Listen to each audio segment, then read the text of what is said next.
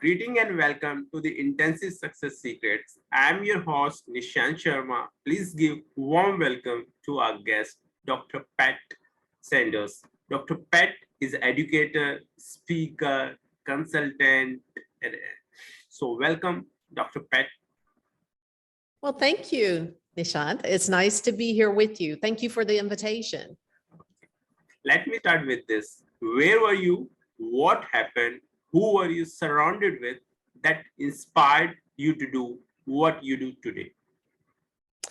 Well, I started out in communications as an undergrad, of course, in college, and was fortunate enough to work in the news industry, primarily radio, as a broadcast journalist and anchor and news director. And then I did that for several years and sort of suffered burnout and decided I wanted to do something else. So I had already obtained a master's degree in counseling at the time and wanted to either go into that area or go into education. And the door to education just opened seamlessly for me. And I thought that was a direction from God and just followed that path. And so it's been 23 years later that I entered higher education and I've been teaching. What inspired me to do radio or to do news was I've always had a curiosity for people's lives and stories. So being a journalist allowed me to do that and to have different experiences and meet different people from all walks of life. Education, I always loved learning and I still do. Actually, I'm working on a credential right now myself. As far as the podcast is concerned, This Prof Life, Women of Color in Higher Education, after I went into higher ed, I began to hear the same similar stories from Black women and women of color about their experiences in the academy. So I decided that I wanted to tell those stories. And so that's how I launched the podcast in 2020 in the midst of a pandemic. During the summer of 2020, I decided to go ahead and do it. I had been wanting to do that anyway because I teach in the area of journalism and digital media production, primarily audio, storytelling, those types of things. And I always like to keep my skills up so that students don't say I'm just going strictly from, I guess, book knowledge. So I was able to launch the podcast and tell these women's stories. And it's been a great journey. Okay. What are the top 3 reasons why do people fail? Top 3 reasons people fail. Oh, that's a good one. I think they give up and don't have confidence in themselves, number 1.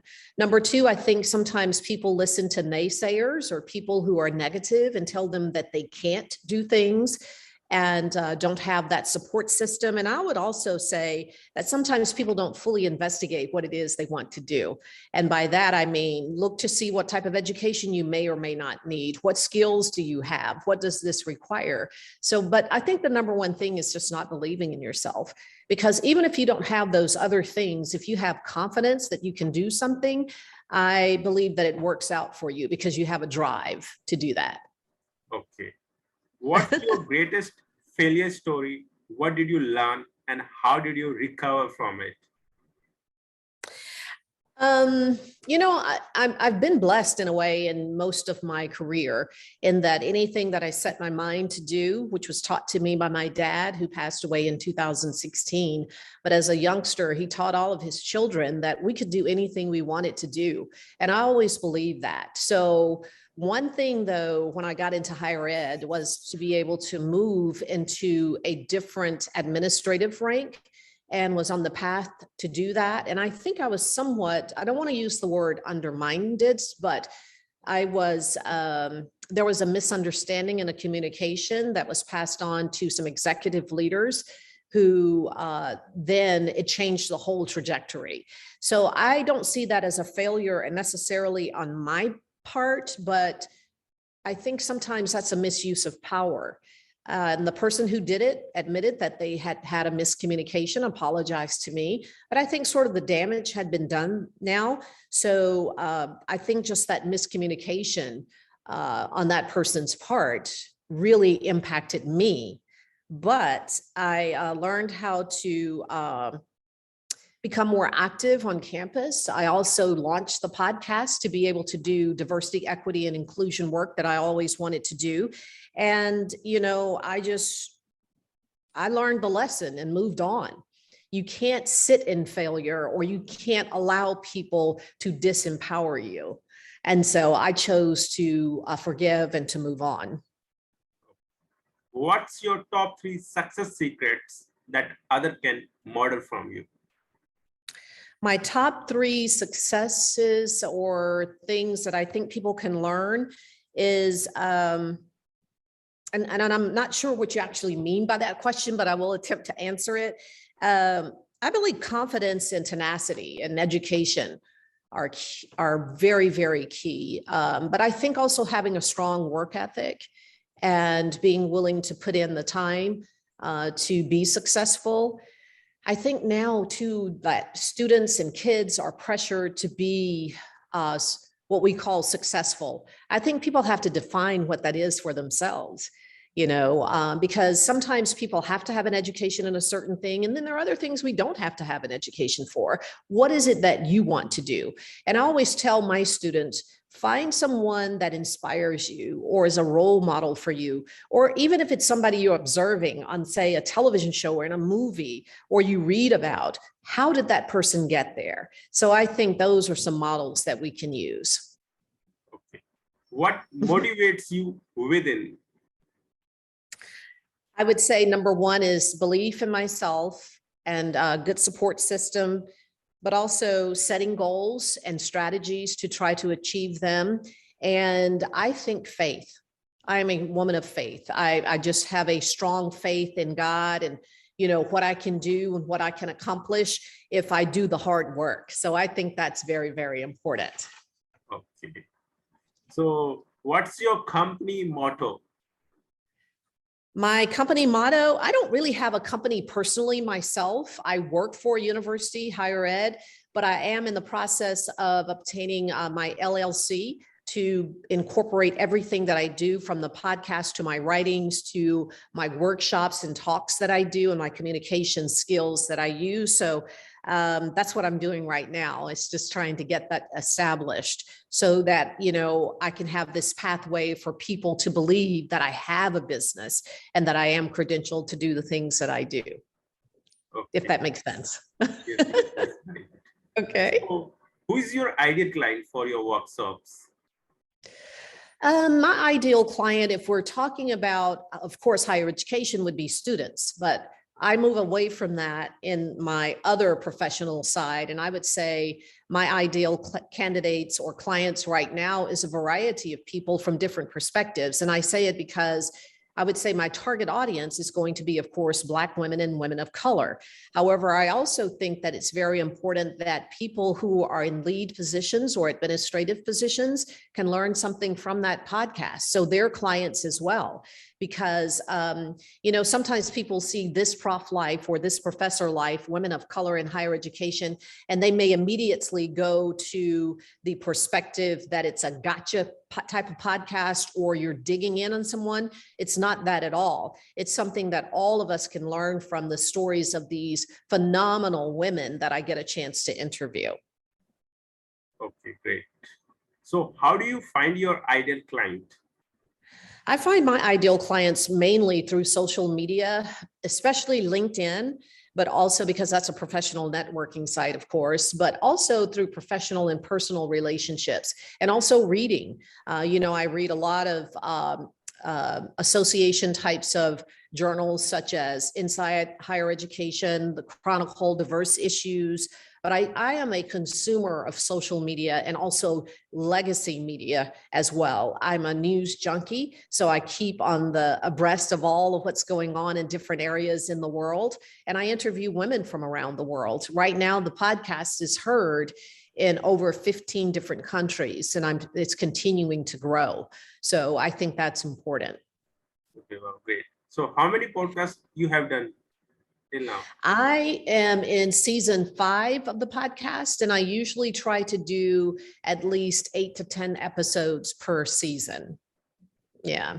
And, it's a little difficult because I do have an administrative position, where I am and the professor role. So that gets the majority of my attention, as it should, because that's what I'm paid to do. So, but working on the podcast as a solo producer, host, researcher, scheduler, and all of that, it can be difficult, but I've started looking this year actually for an intern or for a virtual assistant to help with that. Okay, great. No issue. How do you deliver 5-star client experience to your client? Oh, how do I think they engage with me as a 5-star client? I think that giving them what they want to hear or learn about is very important. If we're talking about the podcast, if we're talking about the university and students, that's a whole nother ball game, right? That's called student evaluations. But if I'm working with the podcast and actually wanting people to understand what I'm doing and leave a 5-star rating, I try to be highly professional, but relatable and also conversational, so that they can hear the camaraderie and also sisterhood and the relationship in what I'm talking about on the podcast. Because I interview women, but every once in a while too, I'll do solo types of narratives where I just talk about a certain topic. For instance, I'm about to talk about inclusion. So I will do a solo podcast episode on that. But I want them to be able to feel like they can relate to me. But I also want them to know that I'm knowledgeable about what I'm talking about. So that's important to, try to achieve that 5-star rating and subscriptions as well. Okay, great. So what are you grateful for today? I am grateful for my life and family. Every single day I wake up and I'm thankful that I have another opportunity on the planet. As we say sometimes, I'm on this side of the soil, I'm so thankful for that I get that opportunity to live and to breathe and just, experience life. I am one of those people who believe that we only get an opportunity to do that one time around, and we should make the best of it. And so I'm grateful for that. And I'm also grateful for the husband and the children that I have in my immediate family. They mean everything in the world to me. I actually call them my heartbeat. So heartbeats. So each one of them own a piece of my heart, but I'm very grateful for that. And I'm grateful that I get to go to work and do things that I enjoy and to engage in things in life. I'm grateful for the ability to travel. I love to travel. I've been to, I think it's 35 of the states, and I'm going to knock another one down this summer. I've been out of the country quite a bit, and I've also visited a lot of the Caribbean, but I want to continue to do that. I'm just grateful for that. Wow, amazing. How do you start your day? How do I start my day? Yes. Each day I get up and have a devotional period. I will write in my prayer journal. And I will also write, after I end that prayer journal, I will write down 5 things of gratitude, things I'm grateful for. And I also do a Bible study each morning, and I have a good cup of coffee while I'm doing that. And I also listen to a podcast while I'm getting ready. And it could be a variety of things, but I'm a consummate consumer of learning. I just love that. And I think that each person on the planet has something that they can teach each one of us. So I start the day either listening to a podcast or listening to a YouTube episode of something. Okay, great. Mm-hmm. How young are you? I am 61 years young. Next month, I will be 62. Okay. But young at heart, I feel like I'm probably 45, 50. Okay. You are not 61-year young. You are 18-year young with 43-year experience. Ah, okay. So I am 18 with 43. Yeah, you are 18-year young with 43-year experience. Oh, okay. Okay. I accept that. Okay. That's So, beautiful. who is your living mentor? Mentor.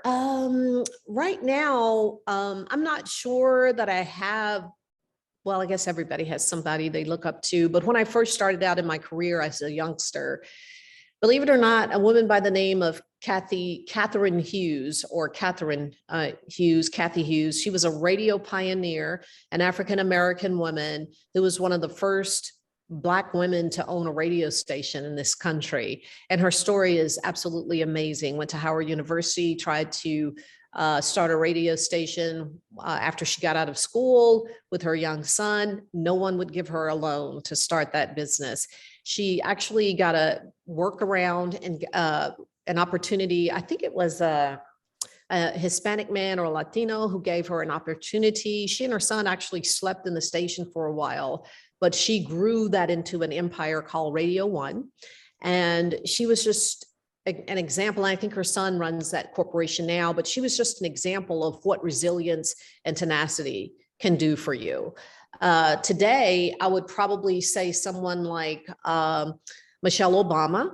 Of course, I got a chance to see her speak live. I've never had an opportunity to meet her, but where she came from and the age range and all of that, our lives are very similar. And to see her be able to go to the White House and to be part of a team that's the most powerful in the world, that's something to aspire to, and just some of the things that she does. Another woman that is inspirational to me is Brene Brown. She's a sociologist at a university in Texas who talks a lot about vulnerability and empowering oneself to be an authentic person. Okay. What advice you will give younger yourself? Don't listen to negativity and naysayers. Also, don't take to heart how people feel about you. You know, people are going to always have an opinion. They're going to always want to try to define who you are. But I think it's important that you know who you are for yourself. Surround yourself with good people. Also, continue to love as hard as I have throughout my entire life. I am a loyal person, a loyal friend.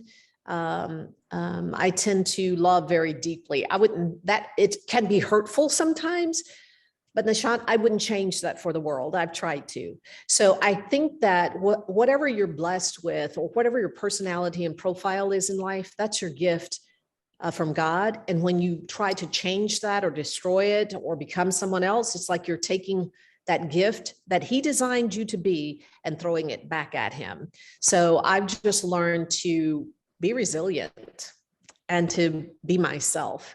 I wish I'd learned that when I was in my teen years.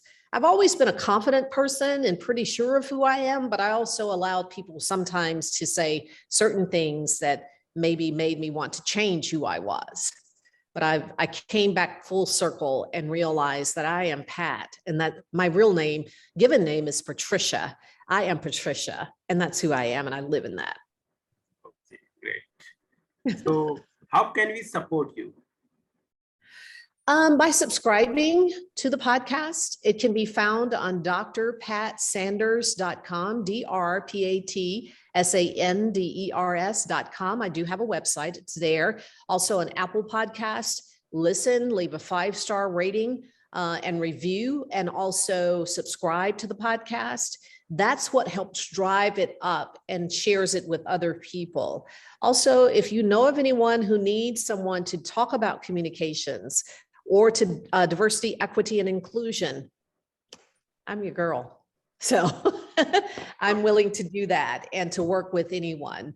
I also do mentoring and coaching of young women and also young men. So anybody who's interested in that, reach out to me. My email is hello, HELLODRPAT @gmail.com. That's hello, Dr. Pat @gmail.com. I mean, gmail.com. Yeah, .com. Hello, Dr. Pat @gmail.com. Yes. Google me. Yeah, right. Okay. What would you like to say about your guest experience on this show? You've been so pleasant. I've just really enjoyed your smile and your personality and your warmth that has come through. You're very easy to talk to. You seem to be a very prepared person, but I just like the warm feeling I get from you. Okay. Thank you. Yeah. Okay. What's your final word? My final word would be to pursue life to the fullest. Again, I heard a psychologist say one time, I think it was a psychologist or a sociologist talking one time to a group of people, and they said the number one thing that they've heard people say at the end of their life or experience when they start going into their sunset years is regret. Don't live with regret being the thing that you do towards the end of your life. Live this life to the fullest and to the brightest. You know, go explore, eat good food, make good solid friendships and relationships. Don't dedicate all of your time to work. Nishant, I learned that one a little late, but enjoy life. Be a good employee or a good business owner or a good entrepreneur, whatever it is, put that time in, but also enjoy life. Travel, eat good food, make those relationships, and make sure those are the most important things in your life and not just work, work, work, work, work. And you determine and define again what the success means in your life. Some people's success is opening a bar on the beach in a tiki hut. Yeah. To others, it's owning a corporation. To others, it's being a mom or dad or having a family. Some it's travel. Define that success for yourself and pursue it. Yeah, right. And thanks, Dr. Pat, for sharing your wisdom with us on the behalf of our community. We really appreciate you. Until the next time, all good wishes to you. Thank you. My pleasure.